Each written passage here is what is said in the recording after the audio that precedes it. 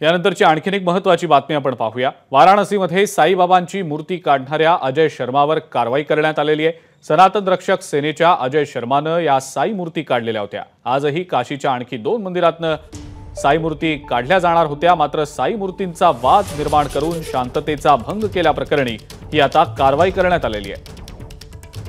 सोमेश कोलगे आपले प्रतिनिधी या संदर्भातली अधिक माहिती आपल्याला देत आहेत। सोमेश, अजिंक्य, नक्कीच कालच आपल्याला सर्वांना माहिती आहे की साईबाबांची मूर्ती हटवण्याचं प्रकरण खूप गाजलं होतं आणि विशेष म्हणजे त्याचे पडसाद हे देशभर उमटू लागले होते।